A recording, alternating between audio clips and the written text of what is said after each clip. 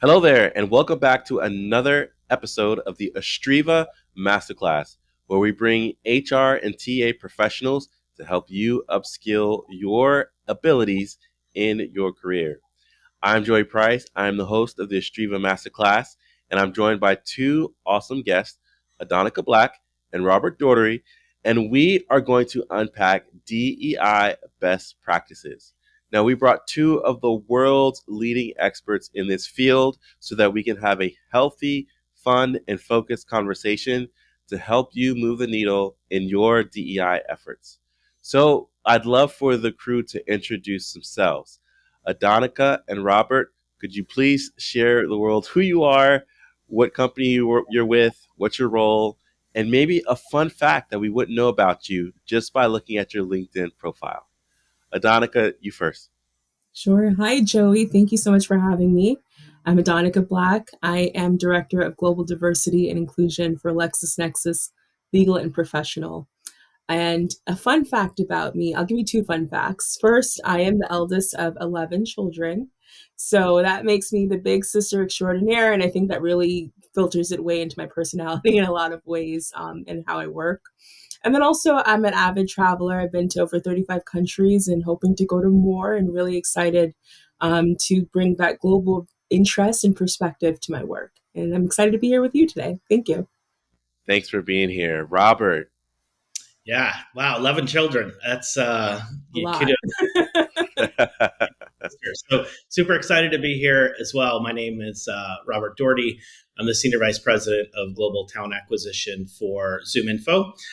Super excited to be able to share the next little bit of time with both somebody as well respected as Adonica, and then certainly with you too, Joey. So yeah, fun fact about myself. So Adonica gets to trump me a little bit. So I'm also an avid traveler.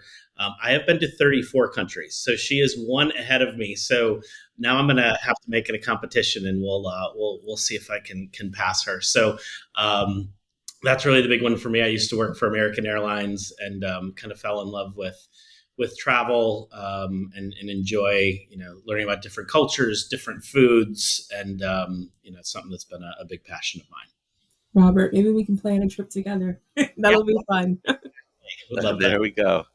There we go. I'd love to be a part of this too, and to my passport stamps. And speaking of passport stamps, that's what we'll do for this conversation. We'll get 5 passport stamps. Okay, so there's going to be 5 questions, and we'll go through each of these, and you'll both get a chance to chime in, give your perspective, give your thoughts, because our community is really interested and engaged around this topic, and we'd love for you to unpack what you've experienced and share some best practices. So, are you ready to get that first stamp? Absolutely. All right. Let's go. Okay, so we're gonna jump right out of the gate here. How do you distinguish between performative DEI initiatives and genuinely impactful practices in an organization? And Adonica, I'd start with you, and Robert, you can follow up after. Yeah, thank you. I think great question to start our journey, right? For me, when I think about distinguishing between performative versus impactful practices in DEI, I really look at the outputs, the results. Um, it's those tangible and intangible outcomes that those processes produce that really indicate whether something is impactful or not, in my perspective. So when I think of performative, right, to start, to me, that usually will stem from kind of a reactionary stance or in response to some kind of external pressure, which can be useful at times. But I really think when you're being genuinely impactful, it comes from a kind of a genuine internal place within an organization that is sustainable. So when I think about tangible outcomes that are actually impactful, those are measured, right? So there are metrics of success and performance that are integrated into any kind of process, and those are measured over time, and they're tied to some kind of resource or result. So, for example, within our organization, we have an index that we look at with regard to representation of gender and as well as ethnicity within our senior leadership. And for me, it's impactful to see year over year the progress we've made with regard to representation with the intended goal of being representative of our consumers, right? And being able to address the the diverse customer that we have and being able to have that represented in our senior leadership. So ultimately, I tie my response up in that results, that impact that you see, and that sustained effort towards actually making progress in DEI efforts. Robert, what about you? Yeah, that's great. I mean, look, it all starts at the top, right? And with that commitment from leadership. So I think having your organization's leadership, starting at the CEO, committed to DE&I, not just in words but in actions, right? And when you start thinking about performative, and Adonica nailed it, right? It's you sometimes it's driven by certain actions, but a lot of times it's focused on those quick fixes, right? So for me, somebody who leads talent acquisition, it's, are we hiring more diverse employees? What does our pay equity look like? But it doesn't address some of those long-term structural issues, which take a lot longer to do. Sometimes it's also a lot harder to measure, right? So if you start saying, I can go say, hey, have we moved the leader? Have we hired more underrepresented groups? Have we promoted from within underrepresented groups? So great things to do. But how do you start to measure your culture? Is your culture inclusive? Do people feel like they actually belong and can be their authentic selves, at your company? And really the only way to do that is to ask your employees and then listen to them, and listen to what they say, right? Really get into those tough, difficult conversations of, what people have to deal with on a day-to-day basis. So I think as you start to do the right things from that performative data, and then couple that with that longer term vision of having an inclusive culture where people can be their authentic selves, that's where it really starts to get impactful, for an organization that can sustain long term, right? You can move the needle and hire, but how do you get that sustainability to where you can, really become that company that it's woven into your DNA, and it's almost not talked about because it's just such a part of who you are. Great. There's one thing that I was going to ask about, and that's the structural integration of DEI initiatives into an organization. And Robert, you kind of landed the plane there on that side of it.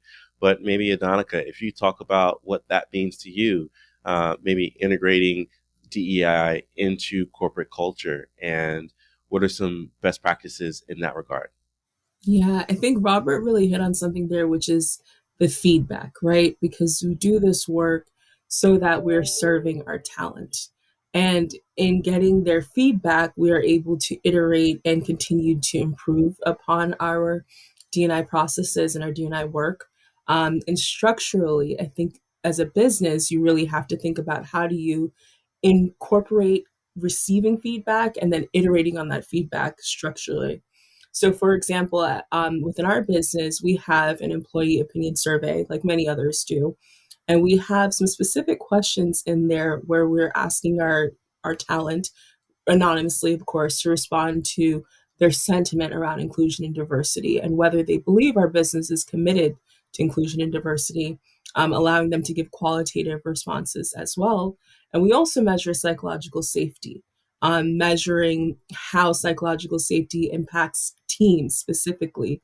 And we utilize a few questions from the body of research coming from, Harvard Business School professor Amy Edmondson around psychological safety, integrating those questions into our pulse survey and measuring a psychological safety score and providing that to our leaders. And that's one of the ways that structurally we're able to enhance our processes, because through that provision to our leaders, we're able to understand how our business is performing across teams. And then for those teams that have a need to enhance their psychological safety, we support them with workshops and resources to help grow that psychological safety. So structurally, we are measuring how we're performing in these areas and then also providing resources to increase our performance. And this is something that we do across the business. So I think one of the things we really think about is inclusive processes, and making sure the processes are inclusive and really supportive of all the dimensions of diversity and just integrating it into our practices. So it's not kind of an add-on feature, but something that everyone in our business benefits from. All right. Great. Great feedback. Thank you, Adonica and Robert. Question two, stamp number two. How should organizations address the tension between hiring for culture fit and ensuring diverse perspectives are genuinely embraced? Yeah, this is Robert first.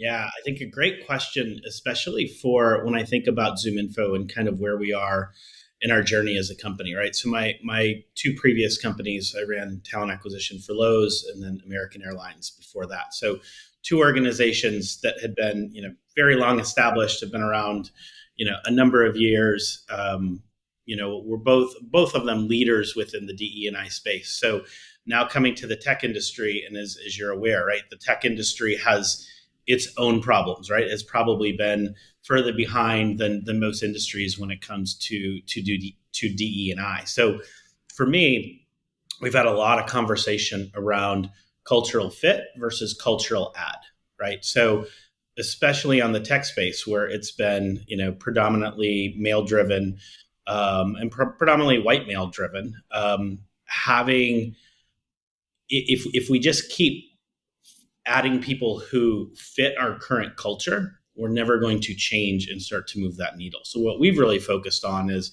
all right, from an aspirational culture, have it be culture add versus culture fit, right? And that's where we've really started to lean in on having those conversations about how do we hire, from a diversity perspective, but part of it's really broadening how you define diversity, right? I mean, typically we think about race, gender, ethnicity.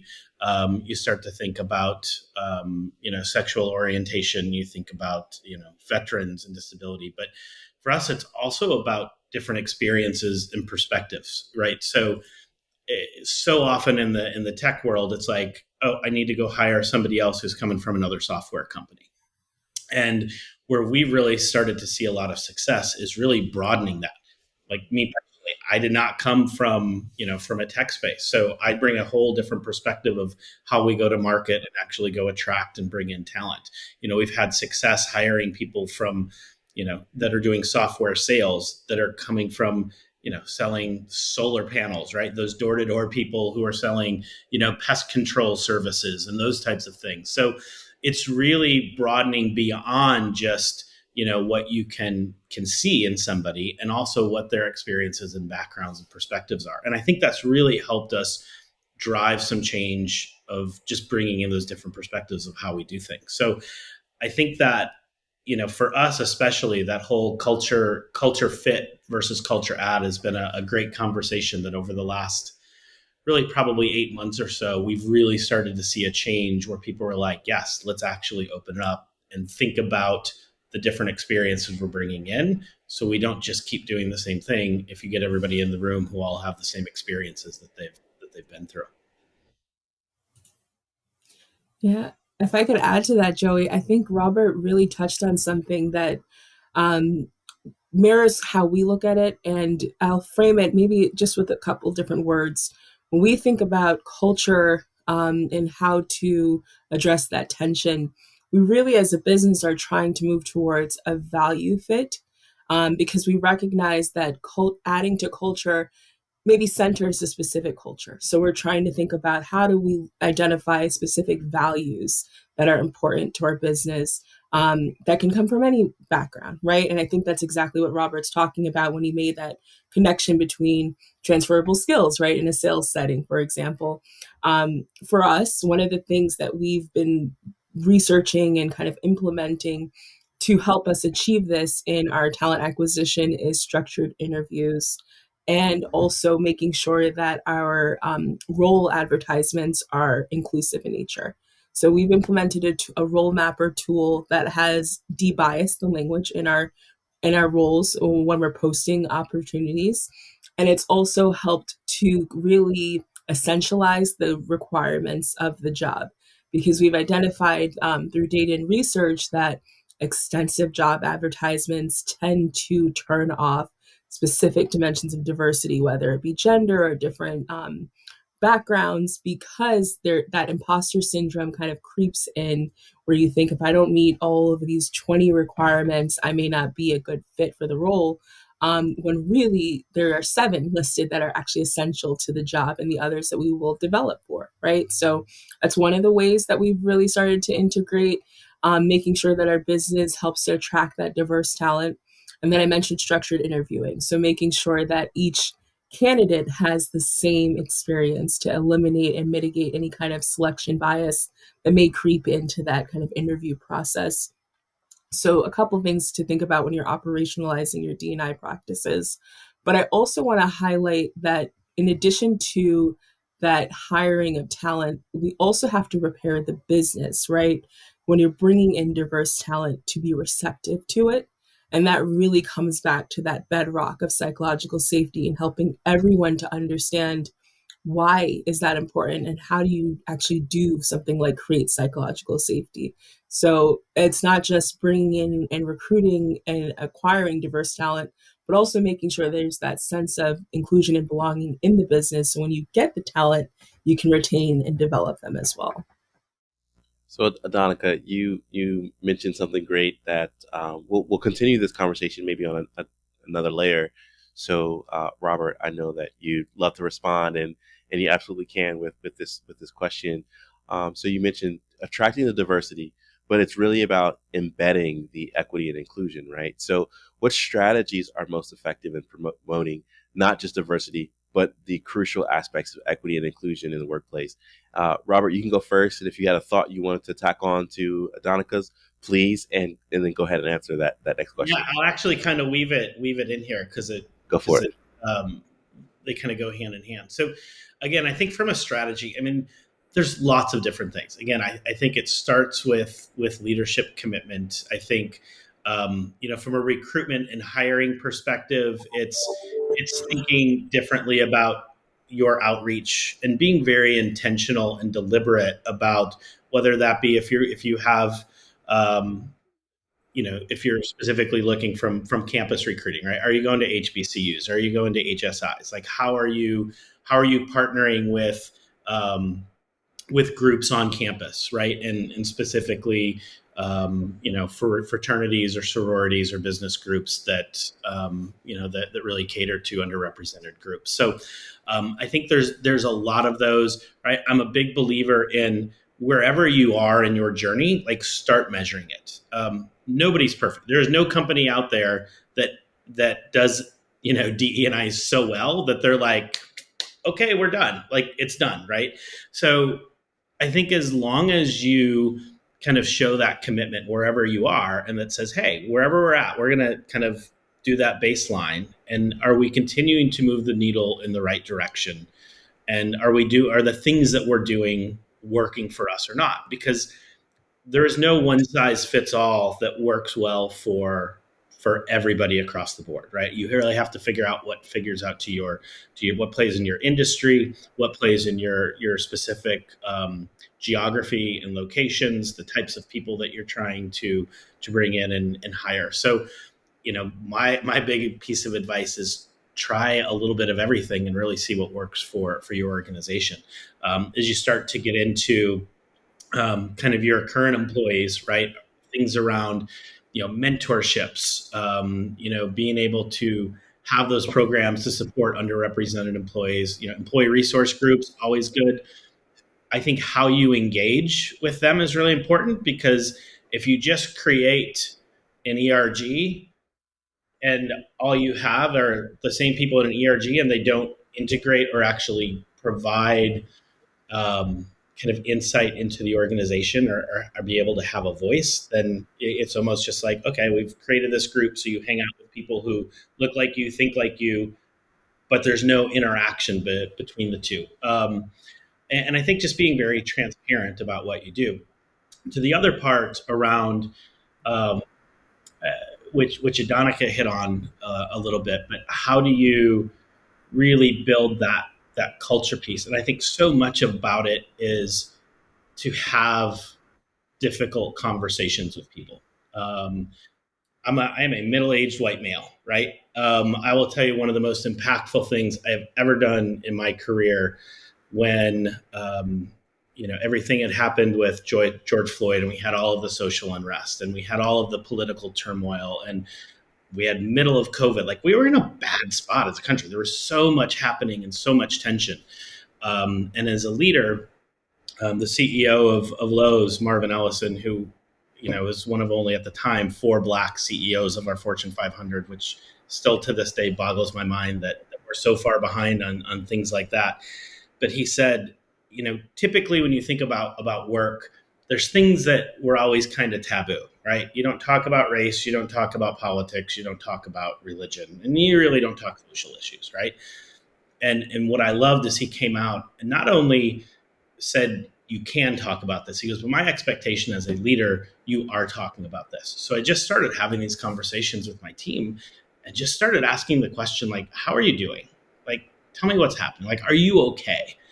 And so many people just weren't. The stress that they were dealing with, things that they could say, couldn't say. And we just started having these little focus groups and these mix of cultures and backgrounds and experiences started to come together and have the most authentic, open conversations I've ever had in my life. And I'll never forget, we would have these weekly, and during these calls, people would laugh, people would cry. I mean, they were so emotional, but the engagement of how we came together as a team was absolutely fascinating. And I'll never forget when there was one story, as somebody was talking about, and she was a Black female who her cousin had been unarmed, been shot by the police, was not one of the ones that was, in the national news. And she's telling this story just about how things that she's had to deal with and everything else. And we had another person that came on, and he was younger, white male, and it was really interesting. And I was anxious to see what he was going to say. And he said he's at this point crying. He goes, I have never thought of it from that perspective. Like, thank you for sharing that with me. And he's like, you're my sister. I love you. Like, thank you for that. And I think just hearing these different stories and getting people a safe space to talk about things that are important in our world. You think about everything that we've got, happening with, Israel and Palestine, and everything happening in Russia and Ukraine. We're about to go through, probably craziness of another election over the next year. So, I think being as a leader, checking in with your people and saying, how are you doing? Pulse surveys, fantastic. Your annual surveys, great. But nothing beats, either face to face or as we're doing, right, over kind of a video, being able to look somebody in the eyes and say, are you okay? Like, talk to me. What can I do? Like, I'm here for you. And those are such impactful things to be able to have. And I think encourage the rest of your leaders to have those conversations. That's where people feel heard and they really feel like they belong and feel, part of something special. So let me ask this. Is it feasible for an organization to have true equity without radical structural changes? Adonica, you can go first, and then Robert, your thoughts afterwards. Yeah. So, Joey, I'm going to piggyback on the last question you asked Robert a little bit and then answer that question as well, because I'm inspired by what Robert shared, and I totally agree. I think that one of the most important strategies to affect and promote diversity, equity, and inclusion is to make sure the leaders of the organization have that competency of inclusion. And it's different, right? Like, this is not maybe a competency that would have been highlighted a few years ago in leadership as a required skill to be able to be a leader in a modern organization, but it is something that is required now, because as a business, we cannot manufacture an experience that does not require that understanding of inclusion and belonging for a diverse set of talent. And so, of course, like Robert highlighted, things that we're facing in our current events today, the pain really that people are feeling, our Jewish brothers and sisters, Muslim, Ukrainian, even Russian, everyone, and in Americans as well, right? As you talk about the decline of democracy that we hear about in the news, people are frightened and concerned and are looking for that sense of belonging. And we spend so much time at work that it really is imperative as an organization that we address that and we support our talent in that way. Some other strategies I really want to highlight when you think about just operationalizing this, because it can be daunting as a D&I professional to think about where to start, how many things you could possibly do. Certainly.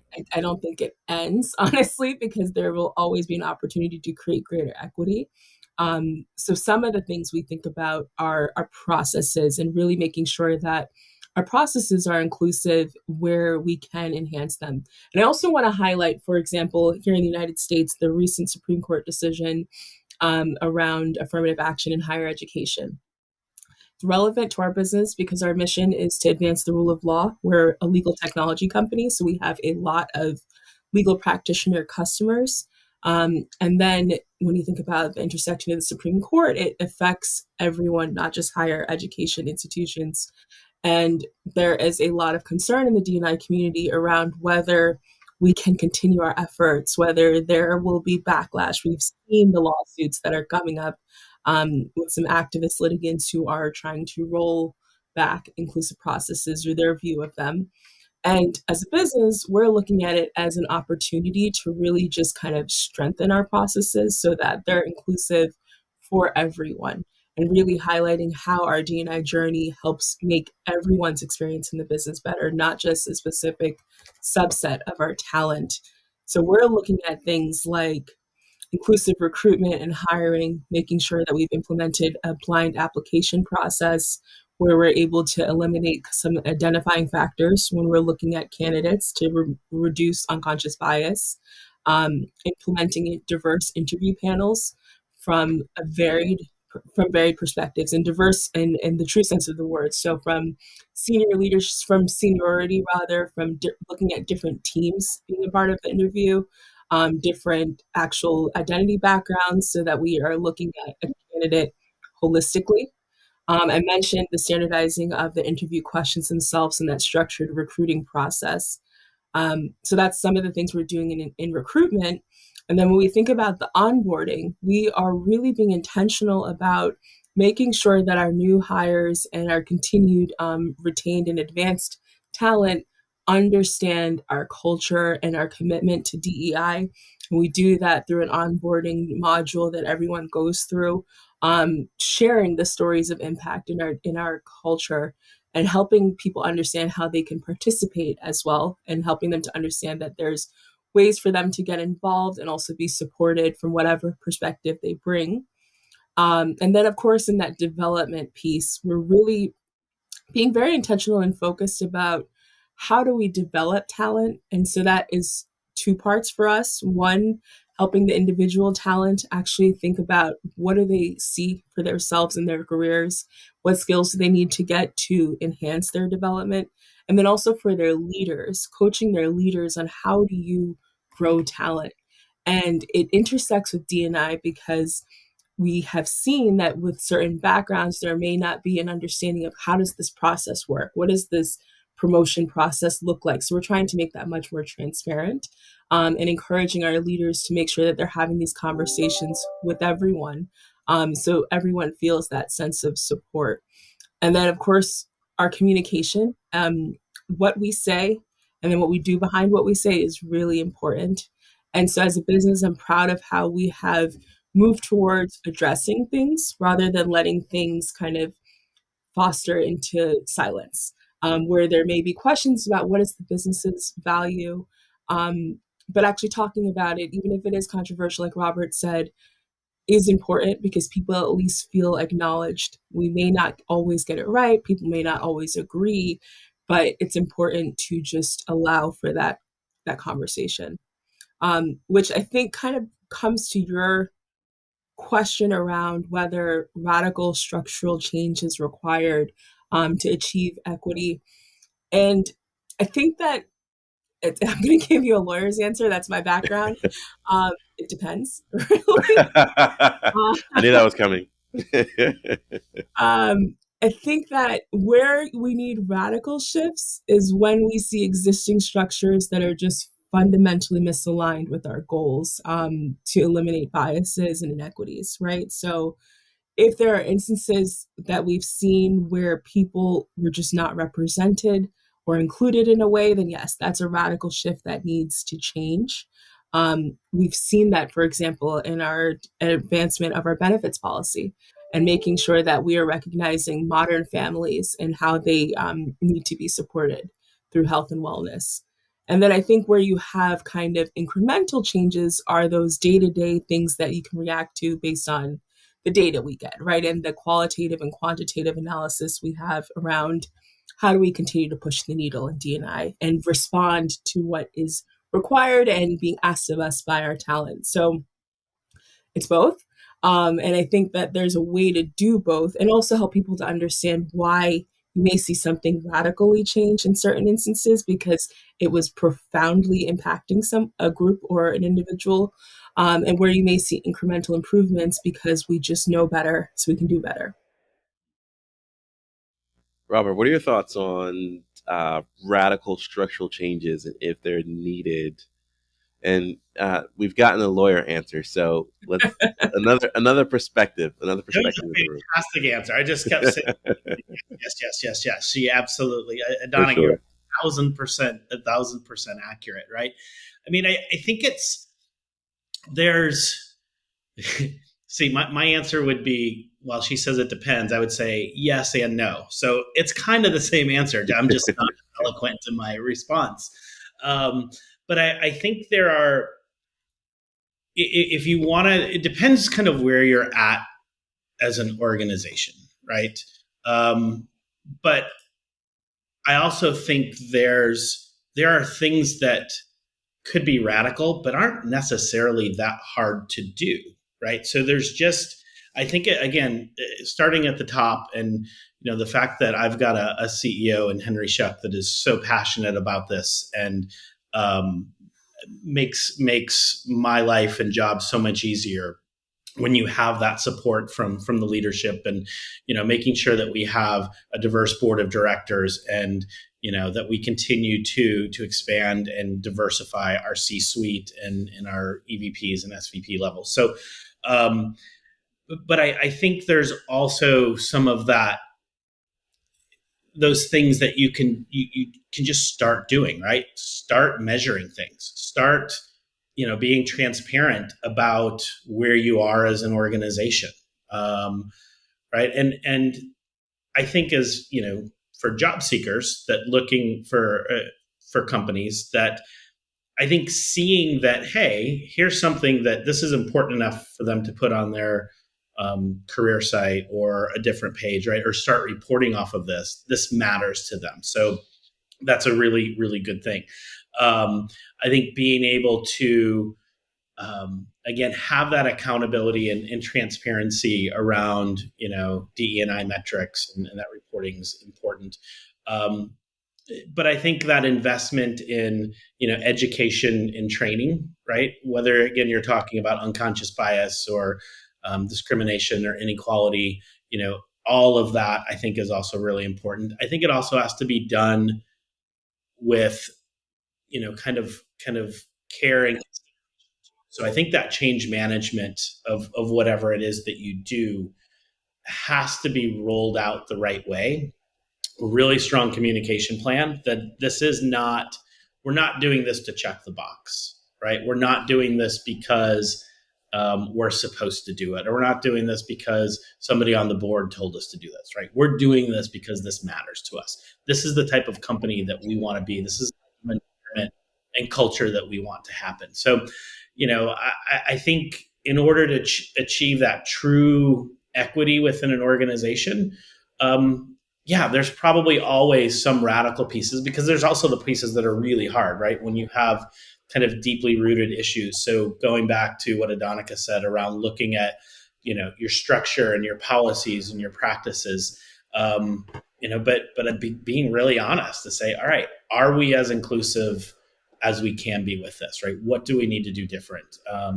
She talked about making sure that you have, the right benefits, and you're thinking, about all of the different perspectives. But I think that can only happen when you actually have a diverse group of people in the same room having those conversations. So it's how do I actually get all of those people to the table to be open to talk about it, and also allow them to feel, big word in DE&I is belonging, right? So they always talk about inclusivity is getting invited to the party.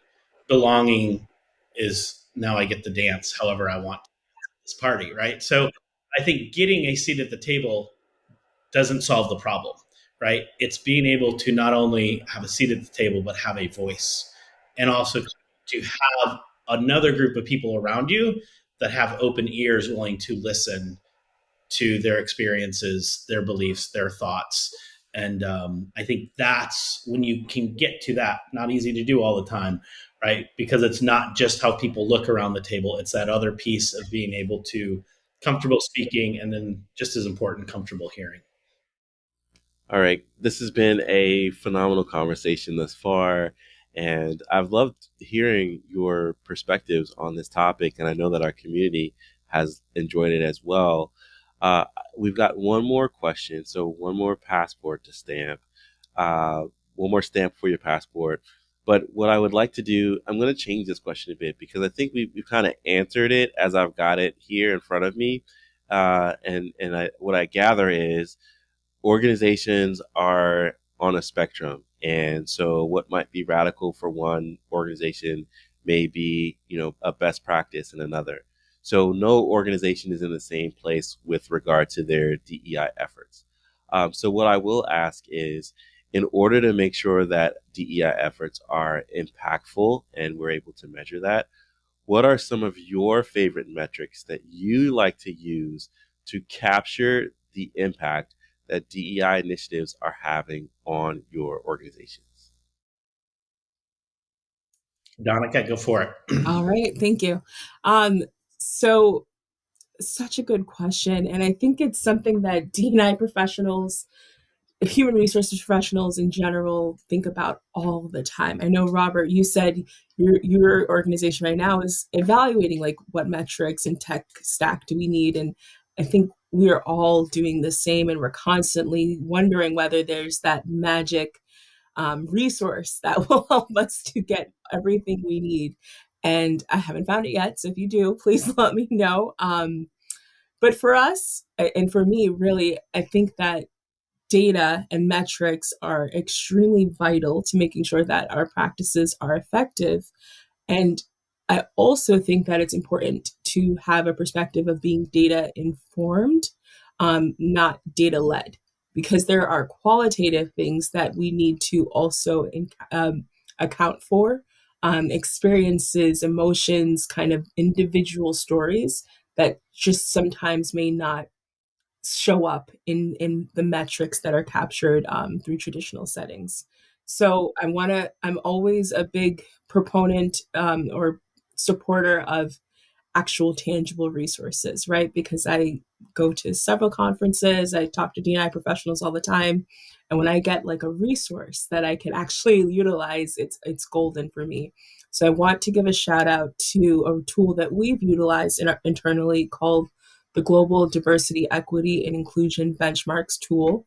It's an online open source resource that has been created by a number of global organizations that have quantified specific dimensions of diversity achievement within an organization and then made a list of like 5 levels of progress, right? So from not at all thinking about it to compliant to kind of initiative space to actually fully sustainable and integrated. And I love that resource because it provides you like an actual checklist of things that a business needs to think about and to address and to hit.